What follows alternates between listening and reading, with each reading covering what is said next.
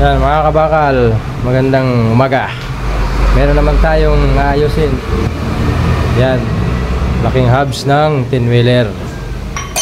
Build-upan natin yan. Malalim na yung ano niyan, uka. Grabe na. Sawang-sawa na yung driver niyan. Gamit. Yan, unahin natin yung preheat. I-preheat muna natin.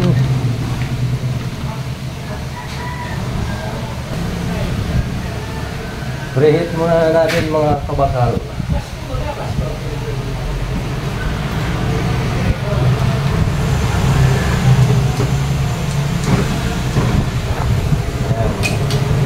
Ganito, binibuild-upan nyo, pundido, preheat nyo muna. Kailangan naka-preheat to. Hindi pwedeng, hindi nyo i-preheat. Kahit ganong bakal.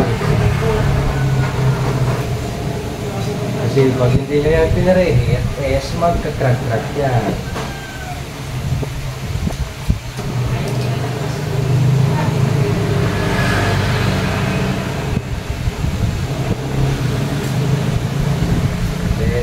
Preheat.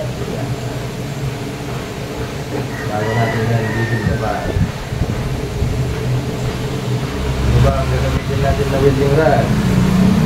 Yung gamitin dito is all purpose, ordinary, stainless, hard steel, hard piecing machine.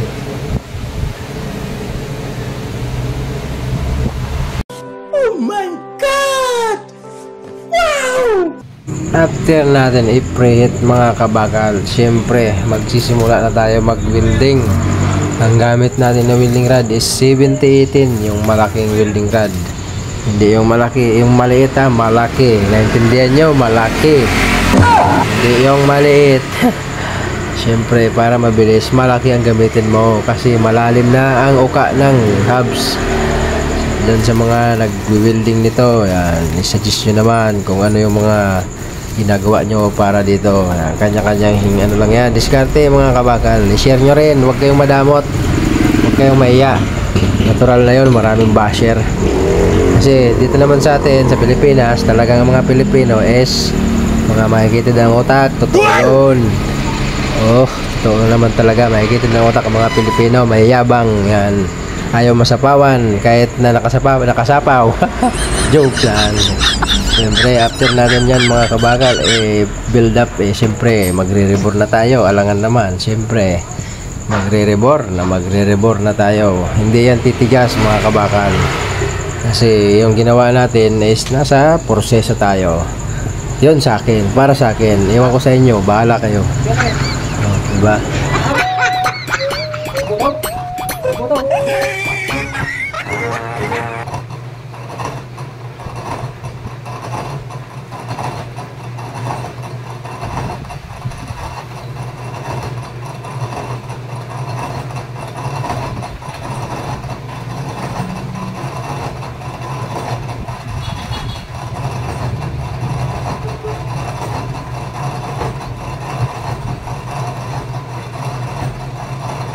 Malambot yan mga kabakal, malambot siya. Hindi yan tigas. Yan ang sikreto ng welding na ordinary.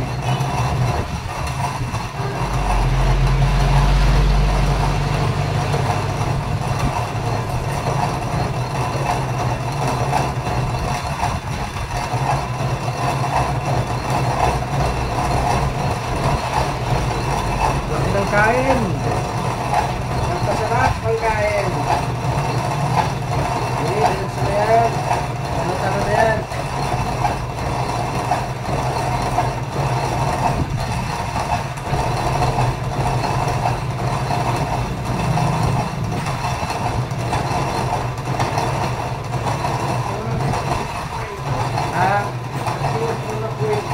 Nag-ano ka lang?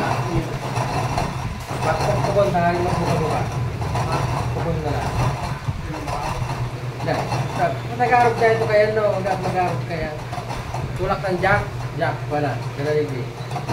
Tinawag ng jack. Tinawag ko po. Hindi jack pala. Nagano talaga to, nagtikom. Sigurado to. Hindi tumigas mga kabakal. Yan, tapos na mga kabakal. Tapos na mga kabakal. Testing na natin. Pasok na yung ano.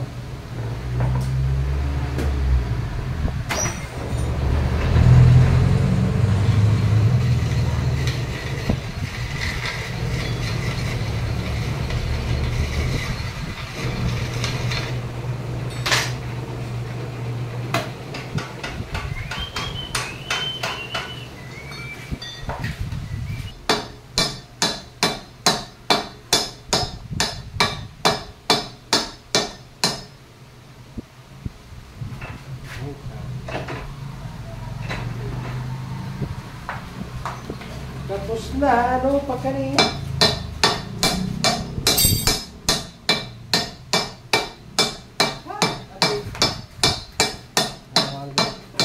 Yun na. Naog na siya. Goods na, goods. 2.5 na yan. 5.